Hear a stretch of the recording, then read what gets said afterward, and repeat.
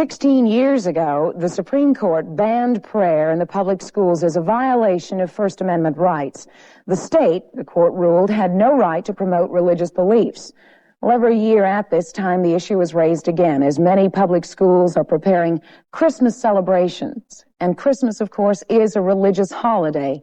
And a suit to prevent Christmas programs in public schools is now pending before a federal appeals court. This morning, we have a face-off on the question of whether Christmas should be banned from the public schools. Madalyn Murray O'Hare, founder of the American Atheist Center, says yes, it should be. John Lofton says no, it should not. And he is a syndicated columnist as well as the editor of the American Conservative Union's publication, Madalyn. Good morning and welcome. Let's start with you, Madalyn. Why is it that you feel so strongly that Christmas, as we know it, should be banned from the public school system? Because it represents a particular sect of religion, and that sect is Christianity. And it ignores all of the other diversified aspects of religion in the country, such as those persons, particularly Negroes who are Muslims, or the Jews. For instance, if I would suggest, or the Jews would suggest in America, that only Hanukkah be celebrated in the public schools, the Christians would immediately be up in arms.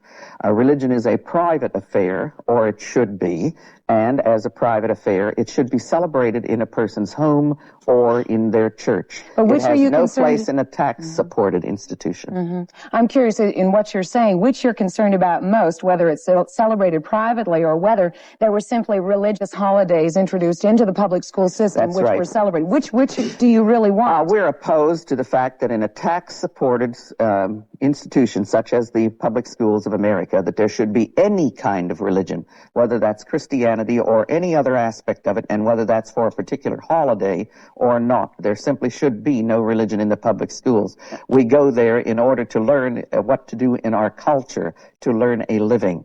Well, John, I guess the question becomes, since Christmas is a religious holiday, wouldn't a Christmas program then be unconstitutional? Well, let me say that first that I am shocked that on this show just a few minutes ago, your weatherman on this very show, this federally licensed medium, had the temerity to allude to the spirit of Christmas. I trust Ms. Murray's already preparing a brief to enjoin him from future such references. But the question here this morning is a very simple one. Which side in this debate wants to impose his view through law on the other side? The Christian. I am not for compulsory Christmas programs, and we don't have to celebrate only Christmas programs. All religions ought to be allowed to celebrate their programs. No religions. Look, no religions. So let me have mine for a minute, and then you can talk, okay? Don't tell me the rules of the game, sir. I'll interrupt if you make an invalid point. Somebody ought to, because you obviously don't know them. The point is, I don't want to force... You know, invective will get you no place. Go to the subject. The point, I'm trying to, but when you're talking... Go to the subject. Hold on. You want to tell people who want to celebrate Christmas that they cannot do it. That's not true. Only in public schools. Only in public schools. All right, well, celebrate Christmas in your home. Celebrate Christmas in your church. Look. Why bring your religion into the public tax-supported schools? You, sir, have no right to do that. You are for ignorance and superstition.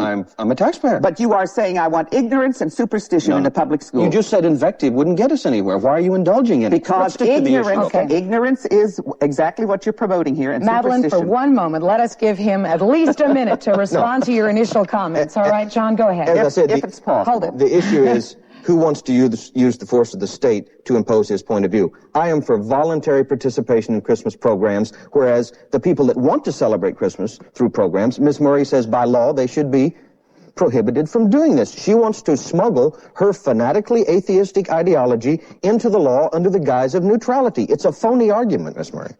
What is phony is the fact that you feel that you can bring pressure onto the public schools at a local level through the ministerial associations and through religious groups. This is your outreach. It has always been for pornography, for any other kind of, quote, moral pornography? issue. Yes.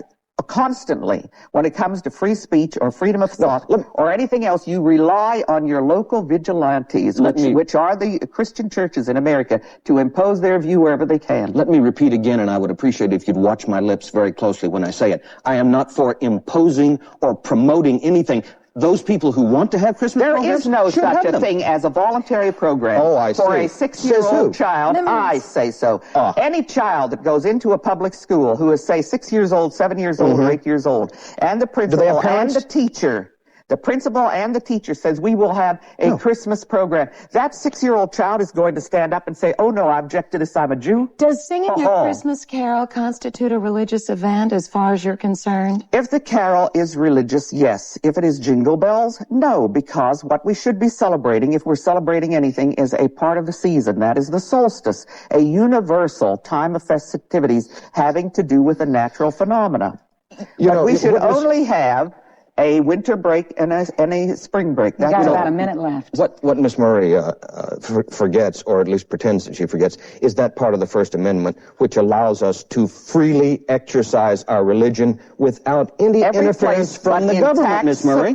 No. Institutions. Look, if that's what hangs you up... Haven't you read the law on this? If that's what hangs you up about the tax money, I will be glad to see that all atheists have their 29 cents refunded to them during the time period that it took to put on Christmas. I mean, it's a ridiculous objection. That's right, because you would care to impose your doctrines and your superstitions on everybody. You are the at a cost of 29 cents. That's all that your Christ means to you. You are the kind of person who gives the devil a bad name. You have trivialized atheism, Ms. Murray. You want to get God off the coins. Astronauts can't say prayers. Congress, is there an institution more in need of opening with a prayer? You want to ban that. It's ridiculous. And Congress has demonstrated that prayer does no good. And Carter has demonstrated that prayer has done no good. It's an exercise in futility. May I just inject that judging from what's transpired in the last 6.5 minutes here this morning, it is obviously a heated battle and one that will definitely continue, and we will hear more from both of you as well as many others. No doubts about it. We'll be back.